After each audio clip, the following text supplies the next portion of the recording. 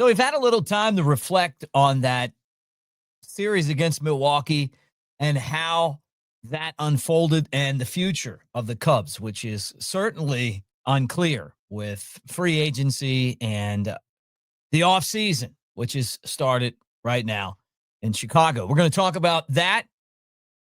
We'll talk about a Brewer who, in the celebration, found time to take a shot at the Cubs and what that means, and some of the young players that are going to be the future of this organization, and some of the guys that could be back or might not be back.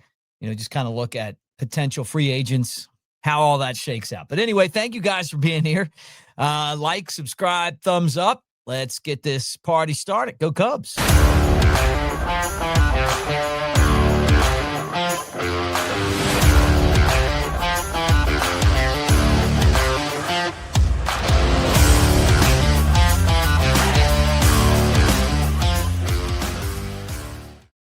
All right. What do you say, everybody? Mick Gillespie, Cubs Baseball Channel. Great to talk to you guys today. This is therapeutic. I wasn't sure if I was doing a show, but I decided to, and it's because I read your comments, and I appreciate your comments, and I appreciate the community that we've created and the fact that we're all kind of feeling like this together.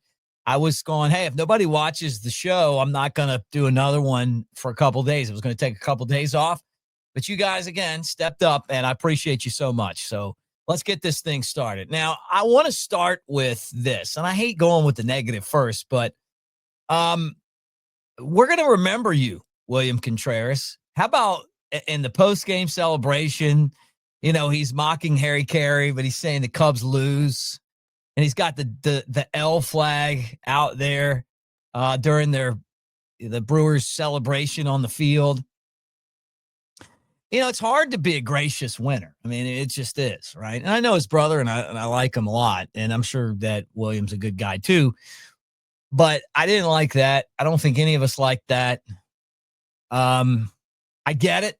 You know what? Like, it happens a lot more in football than baseball. If I was pitching, one might get away, send a little message. Hey, I didn't appreciate that. But I'm not pitching. I'm just sitting here commentating. The game's a lot different now than back when I played. And, sometimes you can be disrespectful and, kind of rub it in somebody's face and you guys go out there and win. And I think that's part of it too. I hope that this is a motivation for the front office, for the Ricketts to want to go out there and get a little bit better. Get a little bit better, because we're not that far off right now. But sometimes it takes, getting your face rubbed and pooped to go, you know what? Maybe we're going to take a little bit more of a risk this year. Maybe we're going to be a little more deliberate in some of the stuff that we do. It's bad enough when you lose a series, but when you lose a series and, some of the players on the other team are kind of being disrespectful, your heart's broken, and instead of them just celebrating and being happy, they've got to kind of do stuff to troll you. Hey, see what happens.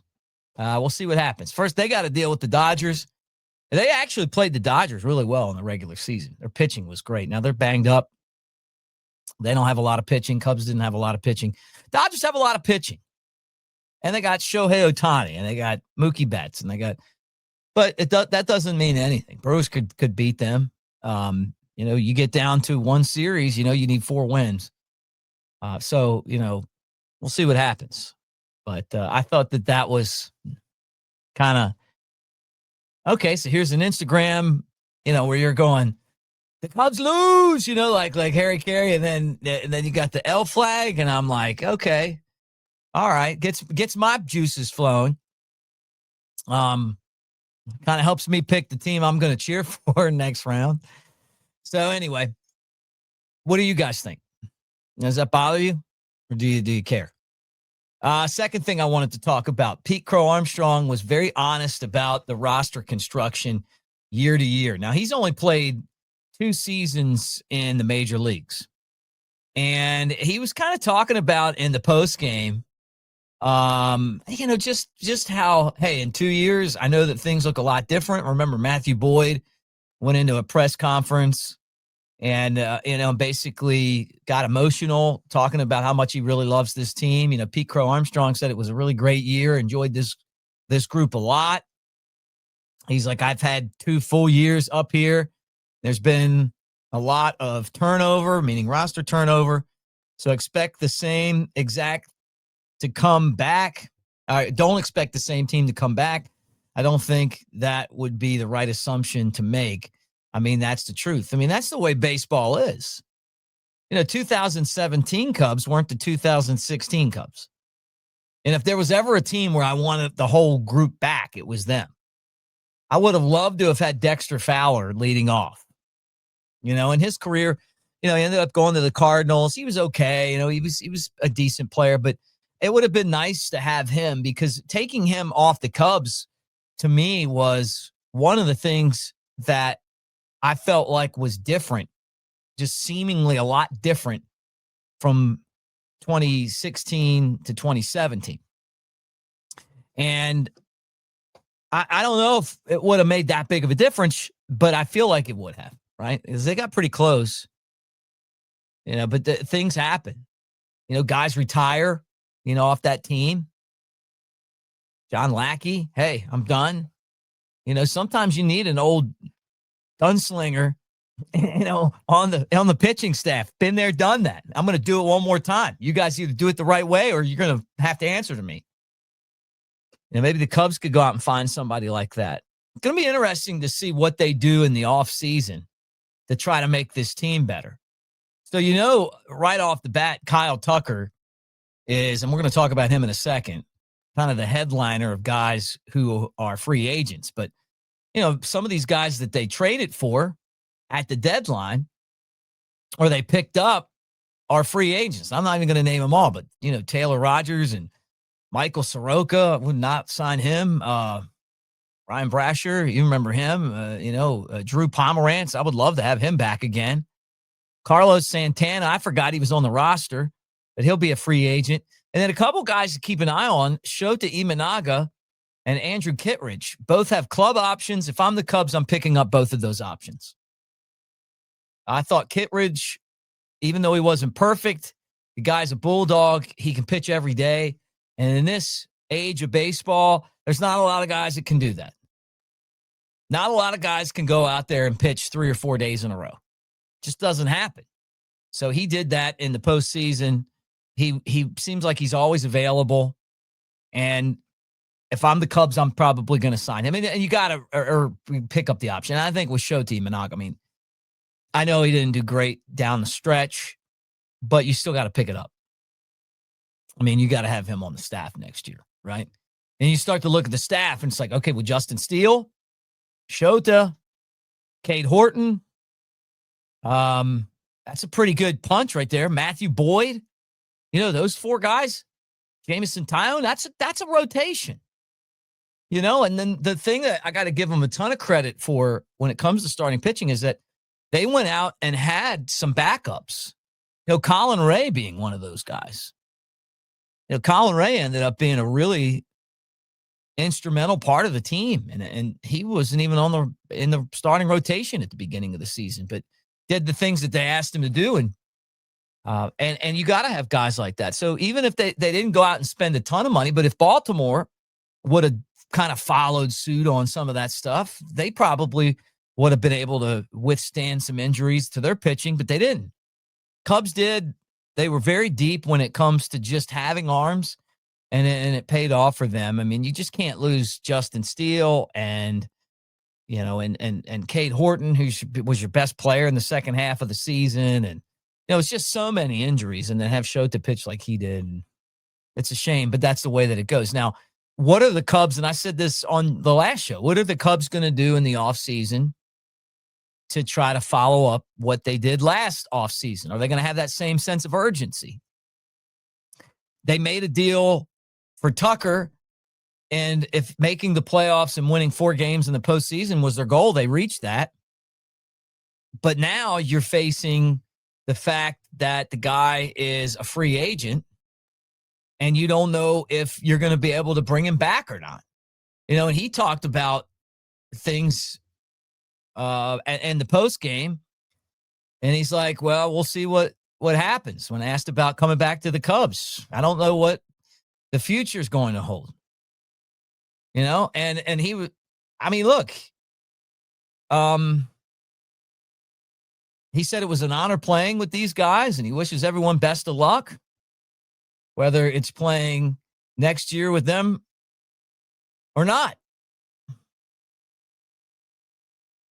Who knows? Jesse Rogers kind of put a story out. We love Jesse. He knows what he's talking about. Been on our channel, ESPN. Great guy, too, by the way, just in case you don't know him. It's a really, really, really great guy. So, don't expect the Cubs to pay that. So where does that put him? Dodgers? Why not? We're going to pay $1 billion. Might as well go get another guy that we're going to pay $400 million to. Giants? We got to keep up with the Dodgers. Mets? Pete Alonso's already opted out. And who knows who else? He's going to find some suitors. Problem with him is that he couldn't stay healthy this year. And he's had injuries in the past. When he was healthy, he was great. And he's a winner, no doubt about it. He made everybody around him better. And the Cubs gave up a ton to get him. And that trade could come back and haunt the Cubs. I'm just telling you right now. We'll see what Cam Smith ends up turning into. And I think we know that Isaac Paredes is amongst one of the best third basemen in the game, but I don't think he's a Hall of Famer. And if the Cubs don't sign Kyle, then guess what? You wasted all that. Or maybe you didn't. You made a run to the postseason. If your goal was to win 4 games, you achieved that. But and maybe the other thing too, and kind of taking another look at it, the other side of the coin, maybe it's just having him for a season helped season, right, pun intended, guys like Pete Crow-Armstrong, like Michael Busch, like Matt Shaw, Moises Ballesteros.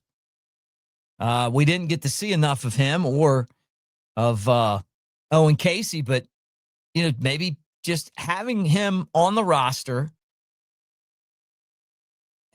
has helped some of these other guys, and maybe that'll make them better big leaguers. But if they don't bring back Tucker, what are you going to do?